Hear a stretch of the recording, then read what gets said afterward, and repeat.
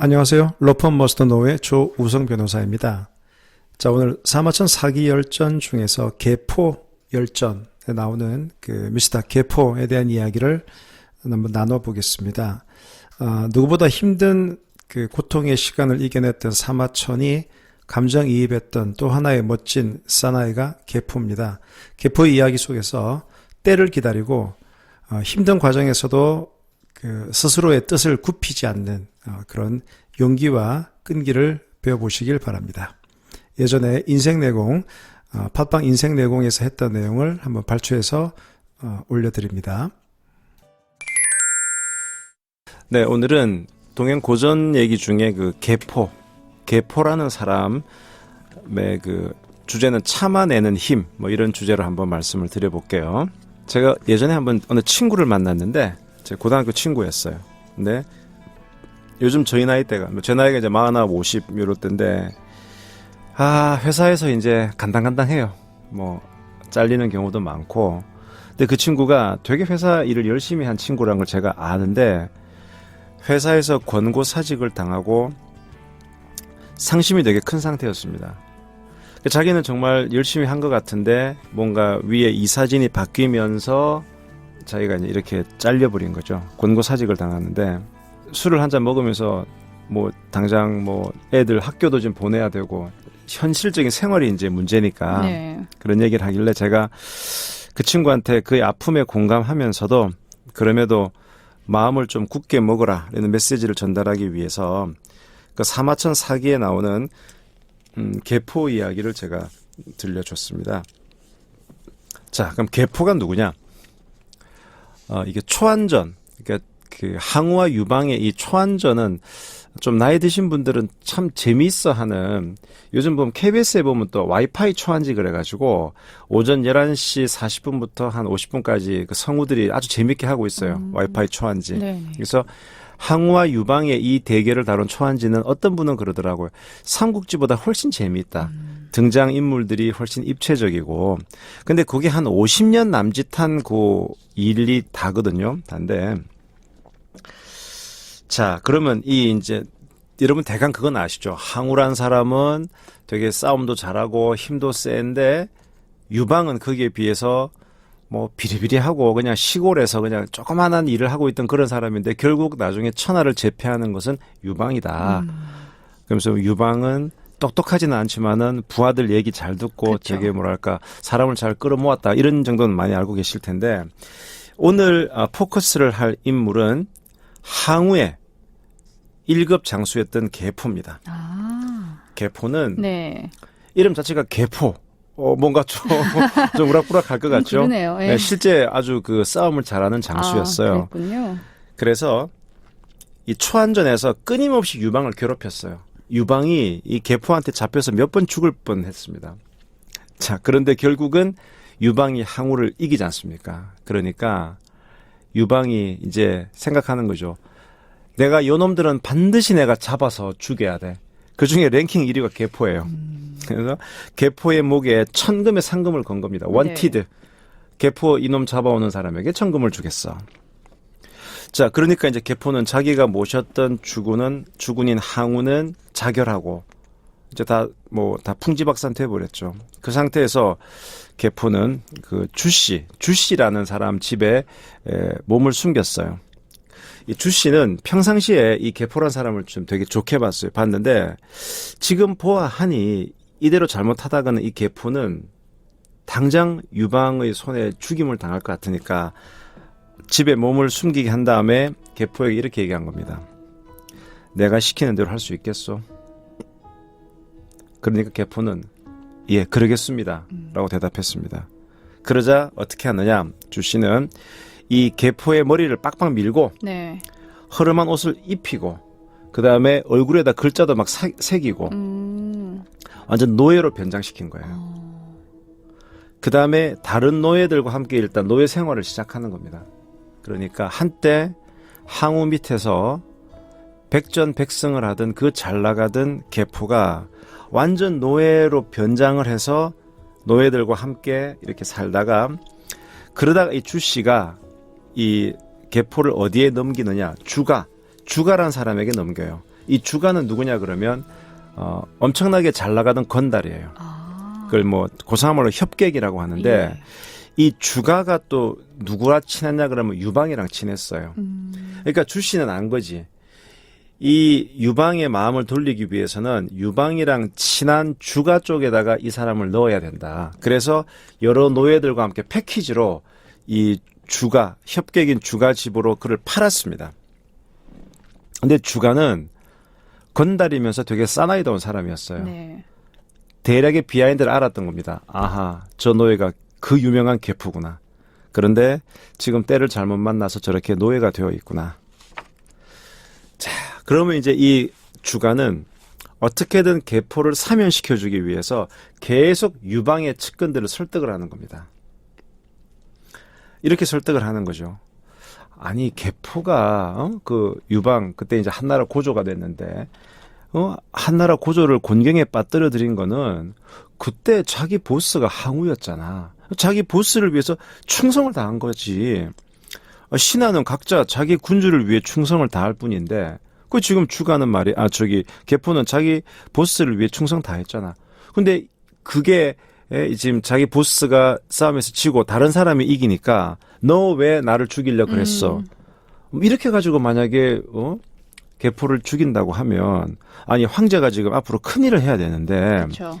이런 사사로운 원한으로 이를 죽이려 하면 안 되지. 네. 만약에 이렇게 계포를 죽이게 되면 황제의 이 그릇이 너무 작다 이렇게 보여지지 않겠어요? 이런 식으로 주가가 자기 돈을 들여서 이 유방의 참모들을 불러서 술도 먹이고 이렇게 막 설득을 한 것입니다. 네네. 그러니까 처음에는 이제 그런 얘기를 듣고 참모들이 그 말도 맞네. 그래서 이제 유방에게 좀 진언을 하는 겁니다. 그 지금 원티드 이렇게 그 공고문 냈는데 솔직히 뭐 계포가 개인적인 이유가 있어서 그런 게 아니고 자기 보스한테 충성당한 건데 우리가 봐줘야 되지 않겠습니까? 유방이 뭔 소리야? 내가 그놈 때문에 내가 몇 번 죽을 뻔했는데 안 돼.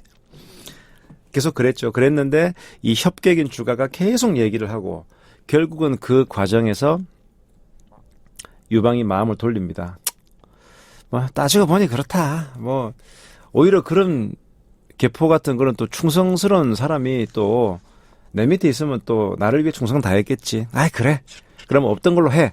라고 사면령을 내려줍니다. 네. 사면령이 내려지고 결국 계포가 유방에게 소개가 됩니다. 그 다음에 유방은 계포를 중용을 해요. 그래서 그 계포는 나중에 벼슬이 이 중랑장에까지 오릅니다. 자, 이 일련의 과정을 두고 사마천이 이런 얘기를 해요. 항우가 얼마나 뛰어난 장수였습니까? 그 대장군 한신, 그 과하지옥이라 그래서 가랭이 밑을 지나간 한신 있잖아요. 네네. 한신도 나름 싸움도 잘하고 병법도 그쵸. 뛰어난데 원래는 항우 밑에 들어갔었어요. 근데 항우 본인 스스로가 너무나 뛰어나니까 한신이 뭐라 그러면 네가 병법을 뭐 얼마나 안다고 까부는데 네 싸움 잘해? 그냥 찌그러져 있어. 그래서 그냥 그 집극랑 극자가 창극자인데 네네. 창을 잡고 있는 그냥 아주 일개 그 보병 역할밖에 못했던 거예요. 한신이. 그래서 한신이 몇 번 진언을 해도 항우가 네 까불지 마라. 네가 뭐 싸움 할 줄 안다고 그래. 라고 튕겨져서 결국 한신은 내가 여기서 봐야 빛을 보지 못하겠다고 생각하고 유방한테 간 거거든요. 예. 이만큼 항우 밑에 있는 장수들 중에서는 웬만해가지고는 빛을 발할 수가 없어요. 근데 그 중에서 1급 장수가 계포였어요. 계포가 얼마나 싸움도 잘하고 정말 용맹했겠습니까? 그런데 이러한 계포도 일단 쫓기는 몸이 되니까 본인이 선택을 해야 됐어요. 내가 이대로 죽을 건가? 안 그러면 비굴함을 감내하고서도 새날을 위해서 준비를 할 건가? 그러니까 그거를 안 주시라는 사람이 네 시킨 대로 할랍니까? 그래서 머리 빡빡 밀고 노예로 변장을 시켰잖아요. 그리고 주가의 집에 가서도 꽤 오랫동안 노예 생활을 했단 말입니다. 계포는 이 사마천 얘기예요. 계포는 자기의 능력을 믿고 굴복을 능히 감수했던 것이다. 또한 자기 재능을 발휘하지 못한 채 죽는 것을 참을 수 없었다. 네. 결국 이러한 굴욕을 참고 견딘 끝에 유방에게 발탁이 되어서 한나라의 명장으로 이름을 떨쳤다. 그러면서 유명한 문장이 나와요. 진실로 용기 있는 자는 가벼운 죽음을 하지 않는다.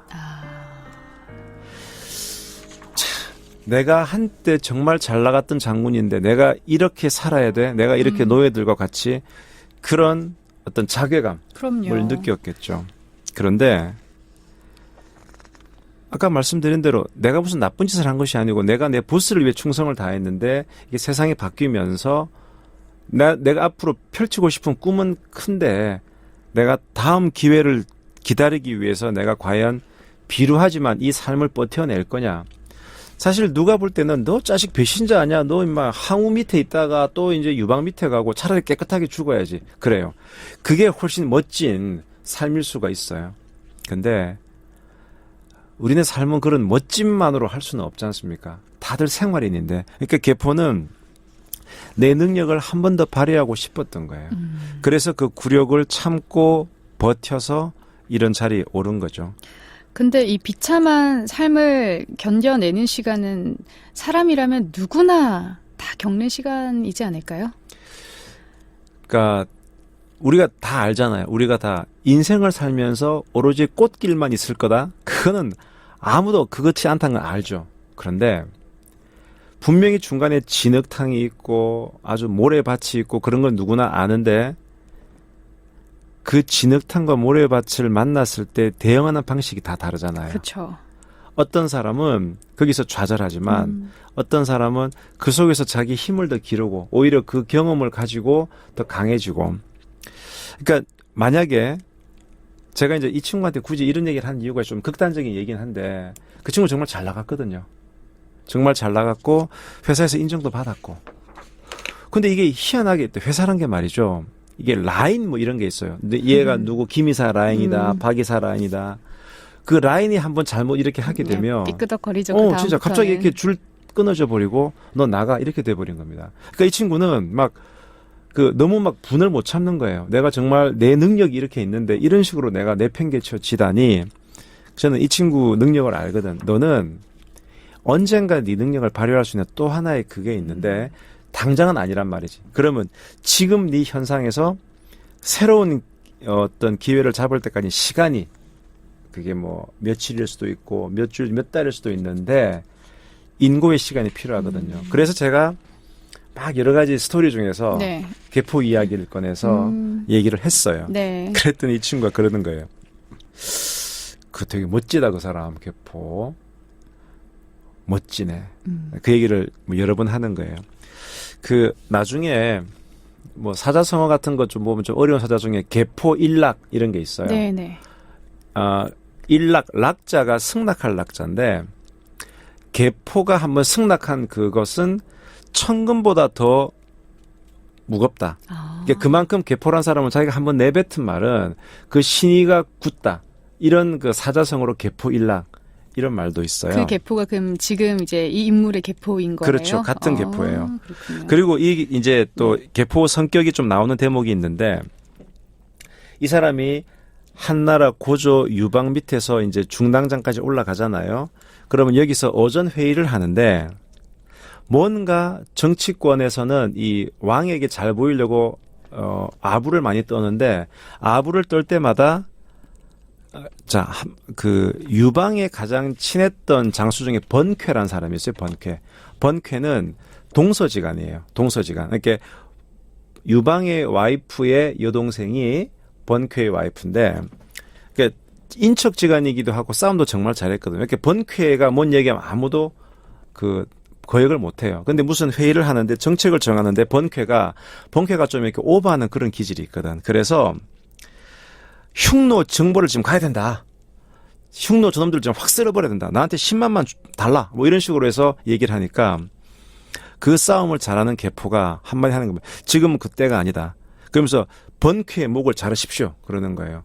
지금 번쾌는 그냥 공명심 때문에 이 나라를 어지럽힌다. 근데 그때 번쾌는 너무너무 잘 나가는 사람이거든요. 근데 거기서 계포가 번쾌의 목을 자르십시오. 라고 얘기할 정도로 굳은 신념의 사나이였던 겁니다. 되게 멋진 사람이죠. 네. 그래서 하여튼 그 친구는 그때 제 이야기에 되게 저도 참 나름대로 신경 써서 얘기를 했는데 그 얘기를 잘 받아주더라고요. 그리고 그 친구가 한 6개월인가 7개월 뒤에 다른 회사로 또 취직을 했어요. 여전히 잘 나가고 있습니다. 제가 기대했던 대로 그 친구는 역시 멋진 친구더라고요. 변호사님도 이런 시간이 있었죠, 있었죠? 당연히. 네. 당연히 있었고, 이렇게 남들은 모르는데 네. 그 저만 아는 혼자만이 좀 아는. 굴욕의 시간이 있는데 또 이렇게 생각해 보면 그때가 제가 많이 성장할 수 있었던 때였던 것 같습니다. 그렇군요. 우리 회복 탄력성이라는 표현을 좀 쓰잖아요. 네네. 영어로 하면 resilience 이런 표현을 쓰는데, 제가 어떤 책에서 리바운더스라는 책을 봤는데 거기 보면은 이 회복 탄력성이 강한 사람들을 부르는 용어가 있더라고요. 리바운더스. 우리가 리바운드라는 게 공을 탕 튀는 거잖아요. 이렇게 리바운드라는 게 땅을 딛고 공이 튀어오르는 건데 거기다 ER 붙여서 리바운더. 리바운더라는 사람은 회복 탄력성이 강한 사람을 리바운더라고 한답니다. 이제 그들의 특징을 설명한 책이 보면 릭 뉴먼의 리바운더스라는 책이 있는데 네. 이 책이 보면 되게 재미있는 게 나와요. 리먼 브라더스 2008년도 리먼 브라더스 사태 때 그 파산한 에리 플라스틱이라는 회사가 있는데 이 CEO가 로시라는 사람이 있어요. 근데 파산 직후에 이 저자가 로시를 만났는데 정말 잘 나가는 회사였는데 파산당한 거예요. 완전히 이제 개털된 거지. 그랬을 때 이 로시가 담담하게 현실을 받아들이면서 이런 얘기를 하더군요. 지금 제가 완전 파산했는데, 제가 요즘 신념으로 삼고 있는 얘기가 3가지가 있습니다. 그러면서 한 얘기가 제가 다시 사업을 시작할 때 매출이 한 고객에 치중되지 않도록 제가 계속 노력할 거고요. 2번째가 위기에는 신속하게 과감하게 대응할 거고요. 3번째가 재밌어요. 일이 힘들어지면 술은 덜 마시고 운동은 더 합니다. 그러니까 이 3가지. 새롭게 파산되고 새롭게 사업을 하면서 매출이 한 고객에 치중되지 않도록 하라. 위기가 생기면 신속하고 과감하게 대응하라. 일이 힘들어진다고 술 먹지 말고 술은 덜 마시고 운동은 더 해라. 딱 이 3가지 원칙만 딱 지켜서 했다는 거죠. 그랬더니 불과 1년 뒤에 로시는 새로운 비즈니스 네트워킹 회사 CEO로 복귀를 합니다. 저는 참 이게 일이 힘들어지면 술은 덜 마시고 운동은 더 하라라는 이 말이 되게 현실적으로 와 닿더라고요. 근데 진짜 삶을 통해서 습득한, 체득한 그런 교훈은 평생 잊혀지지가 않은 것 같아요. 네. 책에서는 아무리 읽어도 그게 뭐라 해야 될까, 습관이 잘 안 되잖아요. 네. 근데 이런 어려움을 통해서 겪는 교훈이야말로 정말 알차고 정말 필요한 교훈이지 않을까라는 생각이 듭니다. 네. 이런 말이 있어요. 내가 말이야 명예롭게 죽을지언정 비굴하게 목숨을 보존하지는 않겠다. 되게 장쾌해 보이잖아요. 대단히 장쾌하고 호쾌해 보이고 사람을 감동시키는 측면이 분명히 있어요.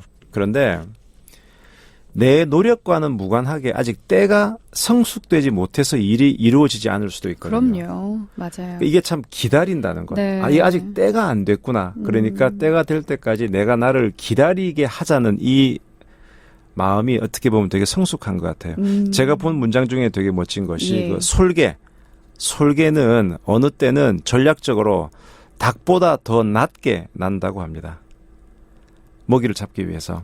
근데 이것만 보고 솔개가 닭보다 높이 못 나네? 그렇게 말할 수는 없는 거잖아요. 그렇죠. 때와 상황에 따라 네. 필요하면 자기를 낮출 수도 있다.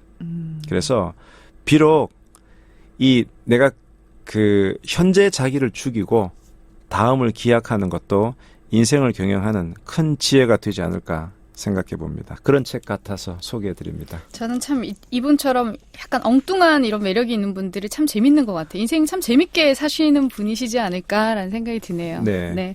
오늘 41회 참아내는 힘에 대해서 이야기를 해주셨는데요. 오늘 한 말씀 해주시죠, 마지막으로.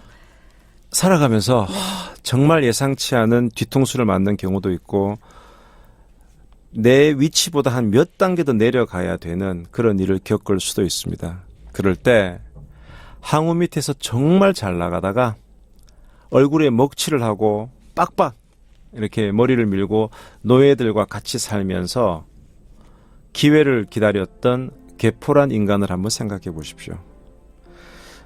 누구보다 힘든 삶의 시간을 지났던 사마천이기에 이런 개포의 이야기를 아주 잘 쓰면서 유명한 말을 남기죠.